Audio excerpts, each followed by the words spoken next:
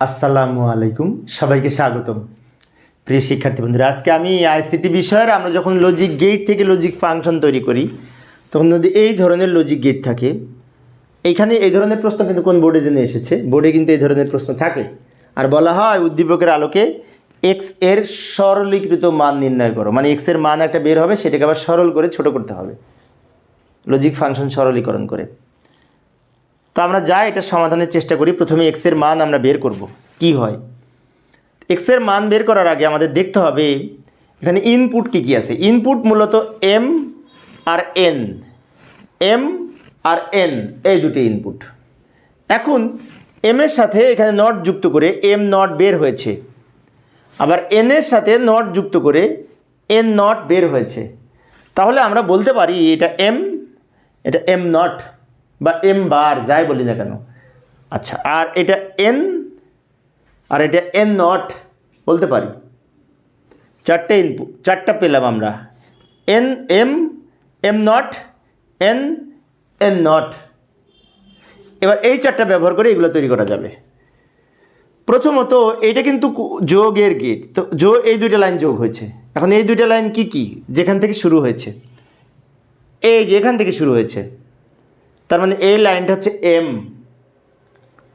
আর এটা এখান থেকে শুরু হয়েছে, এটা কিন্তু এন নট। তাহলে এম আর এন নট দুইটা মিলে যোগ হয়েছে। এখানে আমরা লিখতে পারি এম প্লাস এন নট, এটা লিখতে পারি, কারণ এই যে যোগ হয়েছে, প্লাস হয়েছে। আচ্ছা, এই লাইনটা পেলাম। এবার এই লাইনটা এদিক থেকে করতে করতে যাচ্ছি আমরা। এখানে কি ঘটনা ঘটেছে, এম নট আর এই এন দুইটা মিলে আবার যোগ হয়েছে, এম নট আর এন দুইটা মিলে আবার যোগ হয়েছে। এবার এইটার ফলাফল পেলাম এইটা, এইটার ফলাফল পেলাম এইটা, এই দুইটা ফলাফল মিলে গুণ হয়েছে, গুণের উপরে আবার নট বসেছে। তার মানে কি এটি দ্বারা ন্যান গেট তৈরি করতে হবে। আর এই দুইটা ছিল অর বলতে যোগ বোঝায়, আর অ্যান্ড বলতে গুণ বোঝায়। কিন্তু গুণের উপরে যদি এরকম নট থাকে তাহলে অ্যান্ডের সাথে নট যুক্ত করে এটা ন্যান গেট হবে। তাহলে এটার আউটপুটটা কী হবে লক্ষ্য করি। প্রথমে এইটা আর এইটা দুইটা গুণ হয়েছে, তাহলে আমরা এইটা গুণ এইটা লিখব, তার উপরে আবার এই নট ব্যবহার করব। এই যে আমি দ্রুত লিখে দিলাম সময় সেভ করার জন্য। এইটা ইনটু এইটা, মাঝখানে এই ইনটু হয়েছে এটার জন্য, এই অ্যান্ড গেটের জন্য। ইনটুর উপরে আবার লম্বা নট হয়েছে, কেন? এইটার জন্য, এই প্রতীকটার জন্য, এটা নটের প্রতীক, এটার জন্য এই নটটা হয়েছে বা বারটা হয়েছে, যাই বলি না কেন। এইটা হচ্ছে এক্সের আউটপুট। এখন আমাদের অঙ্ক অর্ধেক হয়েছে, কারণ প্রশ্নে থাকে এক্সের মান সরলীকৃত মান বের করো।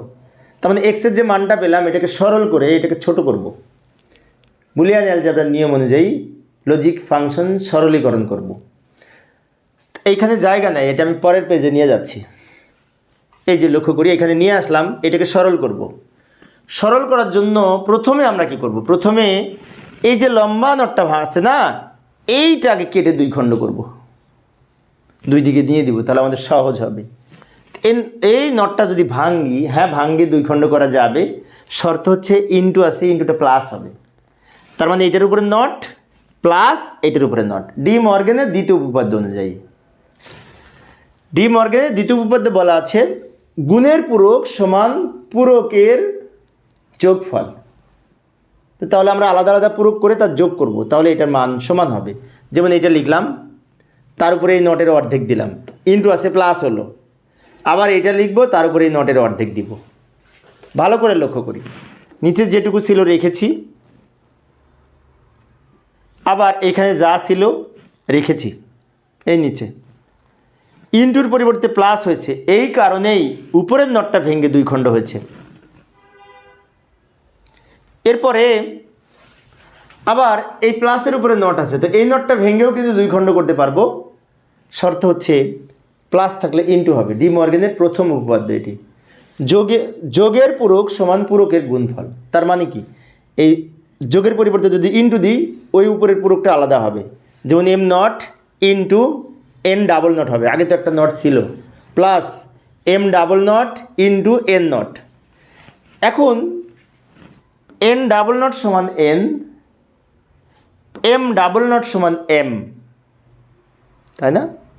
নট অপারেশনের নিয়ম অনুযায়ী এ ডাবল নট সমান এ, সেই নিয়ম অনুযায়ী এটার সমান এন হবে আর এটার মান এম হবে। আচ্ছা, তাহলে আমরা লিখতে পারি এম নট এন, এটা লিখতে পারি, প্লাস এম এন নট, এটাই তো আমাদের উত্তর ফাইনালি।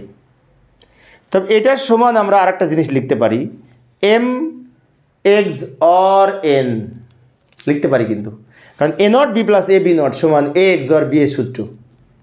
এটার পরিবর্তে লিখতে পারি নিচে এম এক্স অর এন, এটা লিখতে পারি। তো প্রিয় শিক্ষার্থী বন্ধুরা, আমি পরের ক্লাসে এইটা সমাধান করার চেষ্টা করব, অনেক সহজ। এক্সের মান এখানে কত হবে সহজভাবে আলোচনা করার চেষ্টা করব। আমি অল্প অল্প করে আলোচনা করি যাতে শিক্ষার্থীরা বোরিং ফিল না করে। তো দেখার আমন্ত্রণ রইল। খোদা হাফেজ।